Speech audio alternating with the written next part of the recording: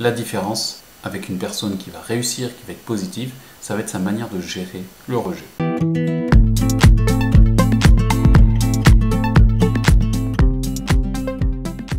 Bonjour, je m'appelle Mathieu, je suis éducateur spécialisé. Si c'est la première fois que vous venez sur la chaîne, je vous invite à vous abonner et d'activer la cloche pour ne rien rater des prochaines vidéos. Et si le contenu vous a plu, n'oubliez pas de laisser un petit j'aime, ça m'aidera beaucoup. Donc ici, je vais vous parler de la gêne quand il s'agit de prendre la parole en public. C'est pas un exercice facile et ça nous arrive en tant qu'éduc, que ce soit lors d'un oral ou lors d'une réunion, ou face aussi aux personnes qu'on accompagne. Donc la première chose à comprendre, c'est d'abord pourquoi est-ce que c'est si difficile pour nous.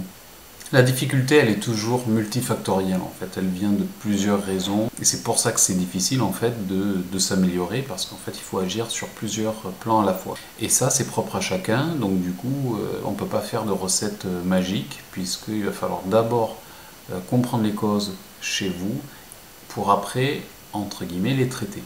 Il va falloir donc faire un travail d'introspection et puis ça va être au cours des mois, des années en fait de travail sur vous-même que vous allez vous améliorer toujours plus. Après évidemment il existe des petits trucs, des petits exercices spécifiques qui vont vous aider à faire de nets progrès assez rapidement. Mais le gros du travail, le travail de fond, il va s'opérer dans le temps. La gêne que vous ressentez, elle va créer en fait une espèce d'angoisse, une anxiété qu'il va falloir traiter déjà à la base. Pourquoi? Parce que par anticipation, en fait, vous arrivez déjà, vous savez que vous allez être gêné. Et en fait, déjà, vous vous conditionnez dans cette gêne, ce malaise.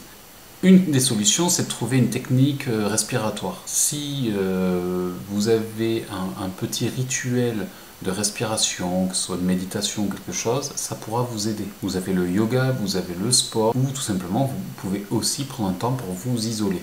Alors après, l'autre point qui est assez important pour dépasser cette gêne, ça va être le fait de prendre de la distance par rapport à soi-même. C'est-à-dire que on peut avoir l'impression, quand il s'agit de prendre la parole en public, qu'on est le centre du monde, et en fait, pas du tout.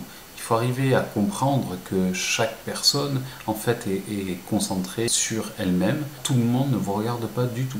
Une autre astuce, c'est de se concentrer un petit peu sur vos points forts que vous avez. Vous en avez comme tout le monde, il faut que vous les trouviez, vous les identifiez, et il faut que vous pensiez à vous comme à une personne de qualité.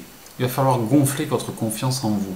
Valorisez vos atouts qui vous donnent en fait un avantage, si vous avez des qualités professionnelles par exemple, mais aussi une personnalité. Vous êtes particulier. Et donc ça rejoint un petit peu le fait de s'aimer soi-même. Il faut que vous arriviez à vous aimer sans pour autant que vous ayez le regard positif des autres sur vous. Voilà. Aimez-vous sans le regard des autres. Vous possédez des qualités. Et même vos défauts, en réalité, si vous regardez bien, les défauts c'est toujours aussi relatif. Ça dépend pour qui. La plupart des défauts ont des caractéristiques qui rendent, en fait, qui donnent du charme aux personnes. Donc un défaut, ça dépend pour qui, ça dépend du contexte. Donc minimisez vos défauts et pensez à vos qualités. Et puis en fait, ce que vous êtes, avec vos défauts et vos qualités, mais c'est le fruit, c'est ça, c'est tout ça qui vous a amené là où vous en êtes. C'est grâce à vos défauts et vos qualités, aux deux, que vous avez accompli certaines choses. Donc remémorez-vous un petit peu tout ce que vous avez accompli jusqu'ici. Vous pouvez être fier de ce que vous avez fait. Après, un autre point assez important et qui peut sembler paradoxal, c'est qu'il faut que vous acceptiez le rejet. Vous ne plairez jamais à tout le monde. Et c'est normal en fait. Donc c'est ce qui va faire la différence avec votre manière à vous de gérer ce rejet. Ne le prenez pas pour vous, ce n'est pas personnel, c'est juste que vous renvoyez des choses qui ne plaisent pas forcément à certaines personnes.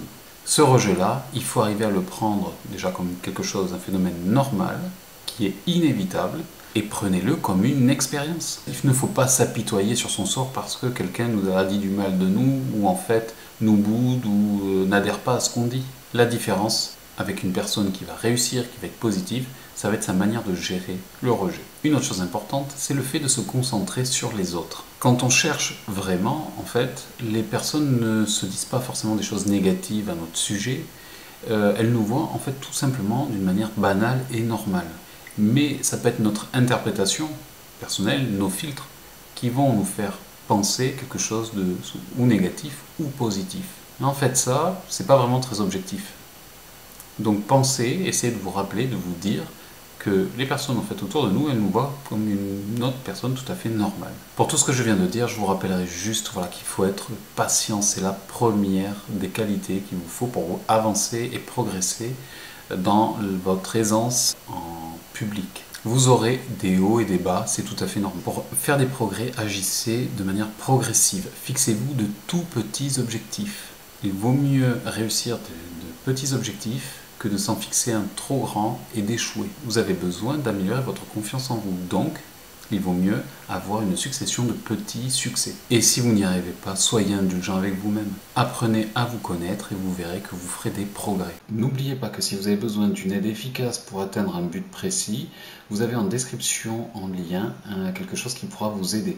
Dans ce lien, je vous propose une solution pour ne plus être seul face à vos difficultés. Et surtout, vous trouverez comment je mets en place une stratégie personnalisée à votre cas pour que vous avanciez et pour qu'on puisse résoudre vos difficultés ensemble. Vous trouverez du contenu gratuit. Vous trouverez aussi comment me joindre pour qu'on puisse discuter de vos problèmes et de comment les résoudre. Je vous remercie d'avoir regardé cette vidéo. Partagez-la, mettez un j'aime et je vous dis à très bientôt.